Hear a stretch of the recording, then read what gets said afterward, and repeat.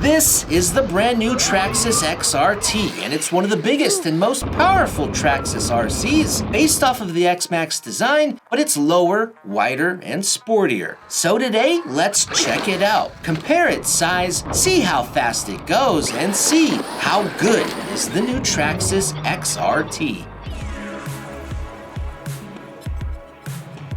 For the last 7 years, the X-Max sat at the top as the biggest and most powerful Traxxas car there is, a title that'll now be shared with the XRT, and for good reason. This thing is massive, it includes tons of the latest Traxxas tech, it's 8S capable, and thankfully it still comes ready to run right out of the box, but without the tires installed, and my oh my, what tires these are. But we'll talk more about these tires in a minute. Now, as most of you know, the XRT requires 4 AA batteries for the included transmitter, and then the truck requires 2 battery packs to run, with max power coming from using 2 Traxxas 4-cell 6700 mAh LiPos, but the 5000 mAh LiPos fit too. Now for top speeds, Traxxas claims the XRT will hit 50 miles an hour right out of the box on those 6700 mAh packs. But if you change to the included high-speed gearing, the truck should hit 60 miles an hour,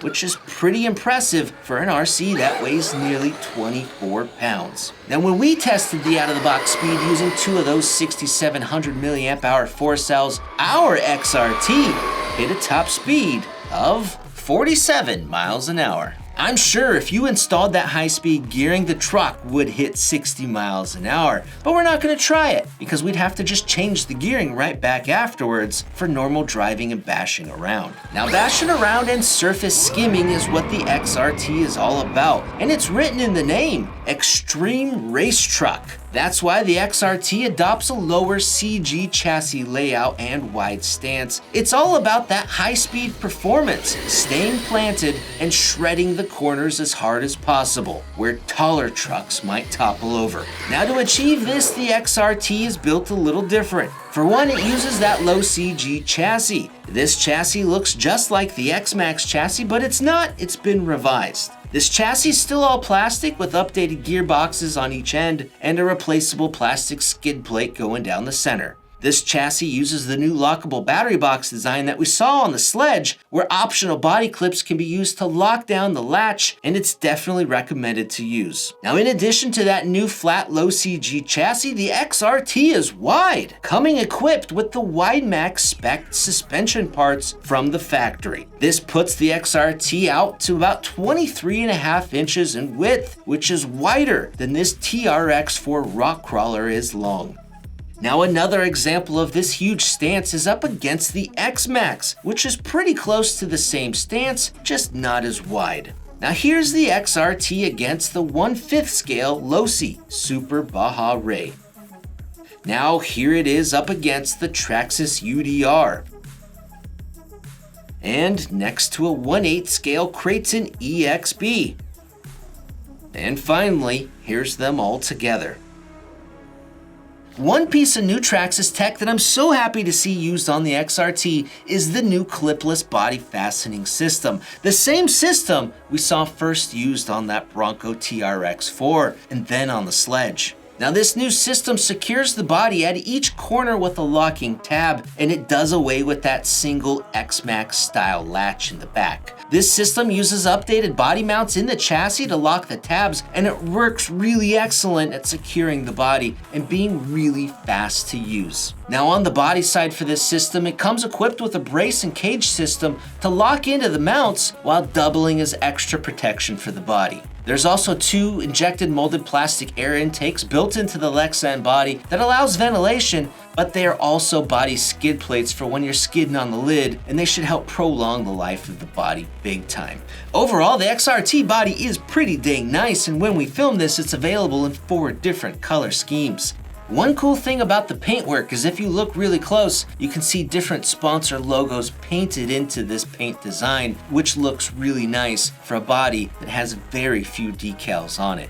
Now, if you're wondering about swapping the XRT and X-Max bodies easily and effortlessly, I don't think that's going to work out so well unless you buy some extra parts and possibly do some modifications. For the XRT tires and wheels, they're large and massive, at about 7.5 inches tall, and Traxxas calls them the Gravix. These tires feature a low, sporty profile, and they're directional and glued to the wheel. Traxxas says that these tires feature a thicker center carcass that resists ballooning, but we'll see about that later. Now for the wheels, they're black with a 24mm hex on the back side, and they secure to the axle with a 17mm hex, and they feature wheel vent holes. Any other large monster truck wheels with a 24mm hex in there will bolt right up onto the XRT, kind of like these Prolock Beadlock Badlands from Proline, or these more purpose-built Traxxas paddle tires for sand or snow use. Now I'm sure all of you guys know this, but using a taller tire size acts like gearing up on the motor. So to prevent overheating your electronics, you may need to re-gear the motor when using a larger tire.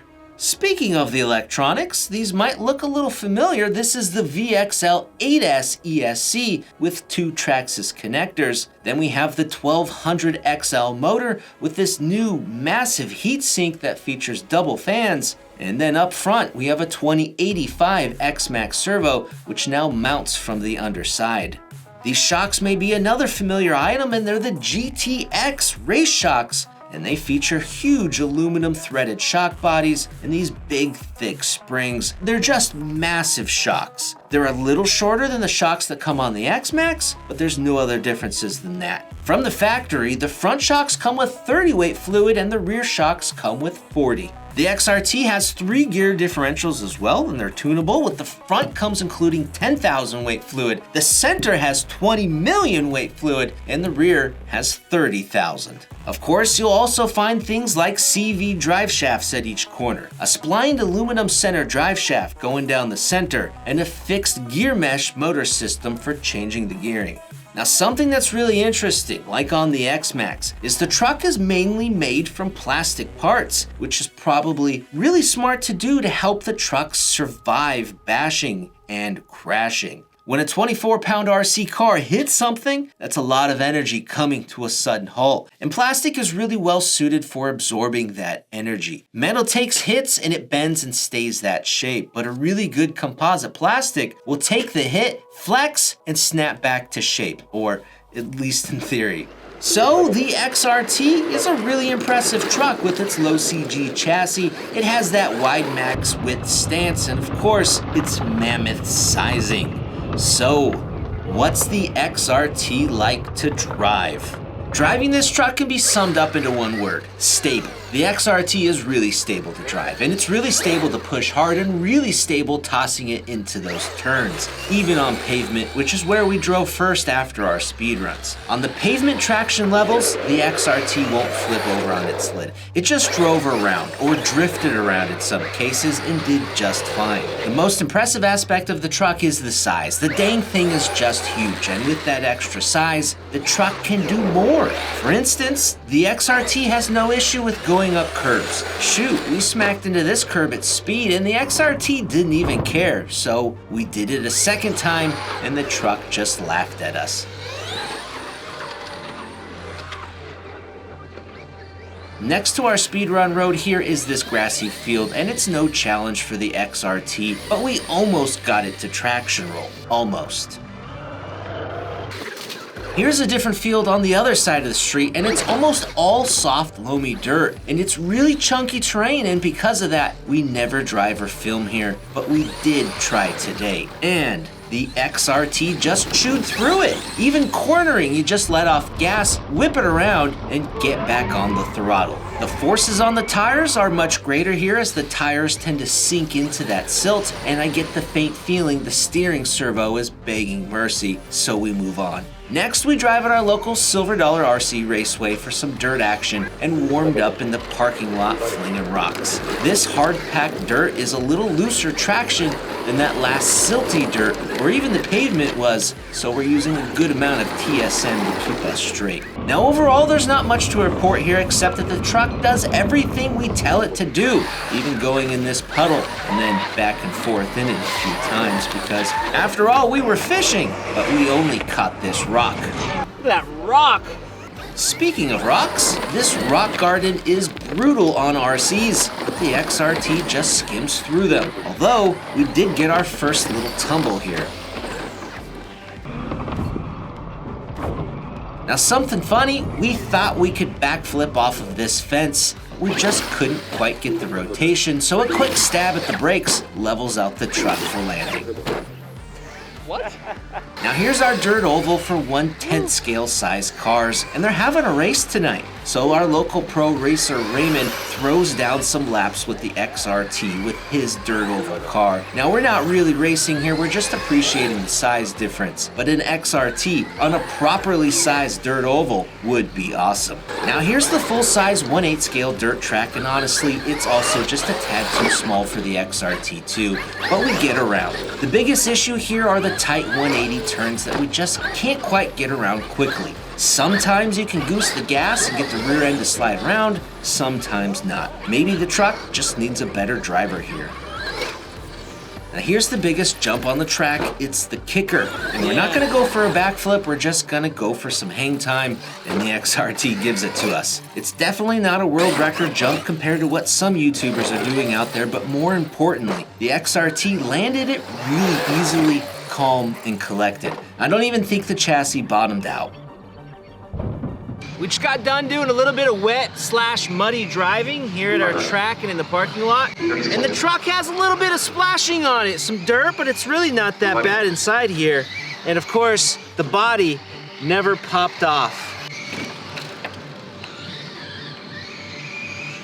Overall though, the XRT is a tremendous RC experience, mainly because it's so massive, and then all the extra capabilities that affords you, like driving where you've never been able to drive before. For people who have lots of uneven extreme terrain in their environment, a large scale car is where it's at. Now for more sporty and high performance endeavors, the XRT really shines with how well that low center of gravity shreds the turns, and how the reduced body roll keeps you more balanced even without using any sway bars. The suspension package in the XRT is really freaking good, and it handles landing from those jumps no problem, and it handles skimming on the surface equally well, and I could feel more front and back roll than side to side coming out of the chassis.